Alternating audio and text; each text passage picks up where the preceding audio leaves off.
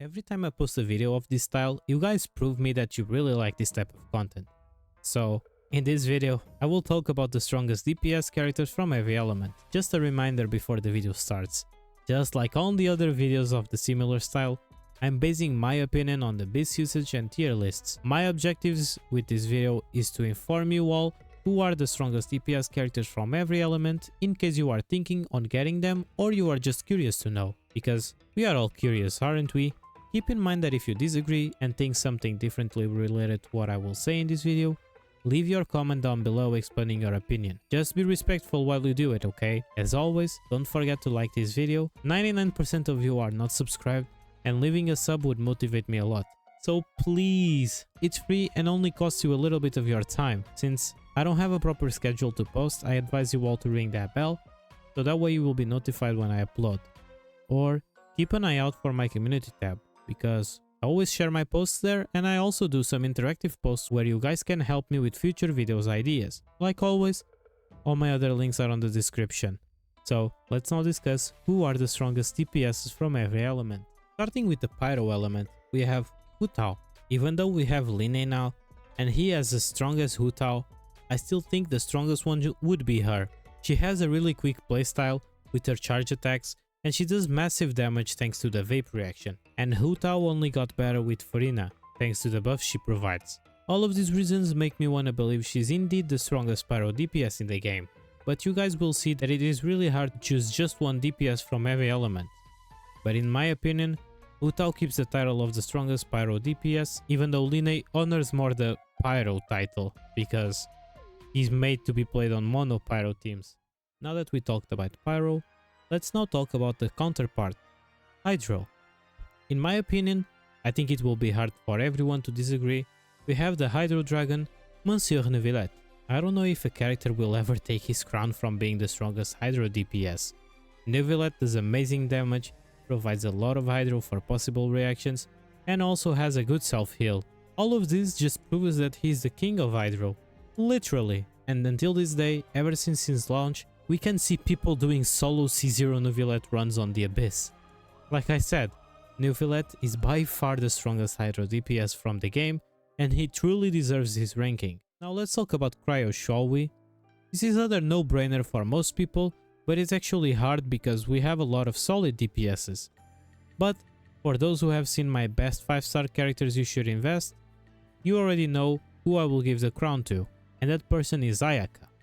She's a monster on freeze teams and will for sure kill everything on her path with the right build and team. The only downside of her is that you are stuck on playing freeze comps, which can be a little bit boring sometimes, and against bosses is actually a nerf for her, but she is the strongest Cryo DPS character. Now let's talk about the element that was forgotten and it started to get back to the game now, and that element is Geo. And who is the strongest DPS from the Geo element, you ask?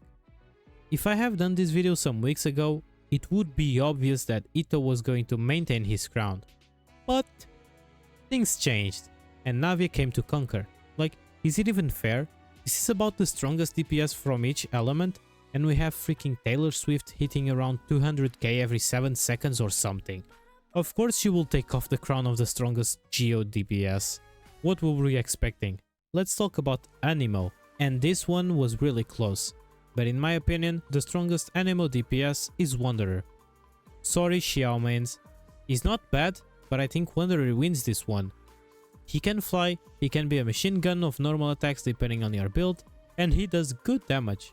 And let's be honest, it's satisfying seeing those C6 Wanderer gameplay where he is faster than Flash himself. For all of these reasons, I think Wanderer deserves the crown instead of our favorite jumper Xiao. Let's not forget, Xiao's playstyle is a little bit clunky and it can be boring sometimes. We all suffered from Xiao jumping and pushing away enemies when in reality we would want them closer to him. Xiao mains, I know you guys understand this pain. Now that Wanderer has his crown, let's talk about his mother element, Electro. This was another one that it was super hard to pick. But my final pick is Raiden Shogun. She has some strong team comps, with her hyper carry being one of the strongest, and she doesn't need Furina or Dendro just like Cyno needs. And it's actually funny that she made it to the best DPS when her main focus is being a support.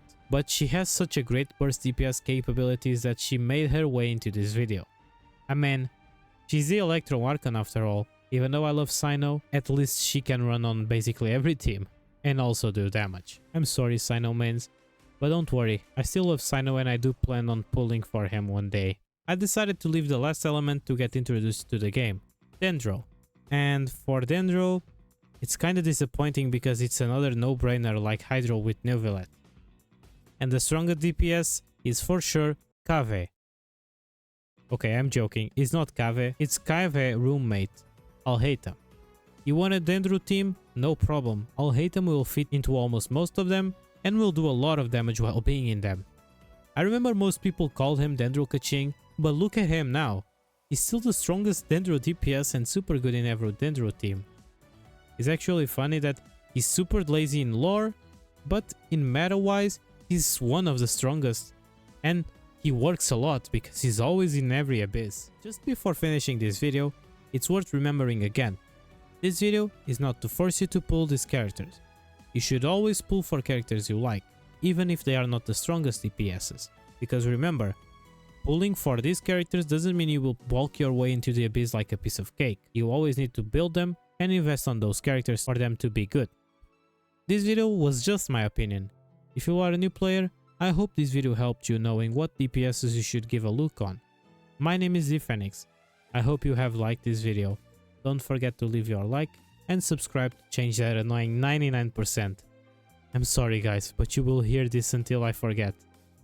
Share this video for everyone you know is starting on Genshin Impact, or for someone that is curious to know who's the strongest DPS from each element. Feel free to leave your opinion about my selection on the comments, as long as you respect others' opinions even if they are different from yours. Thank you so much for watching this video. It was a pleasure having you from that side. Bye bye everyone. See you all in the next video. See ya.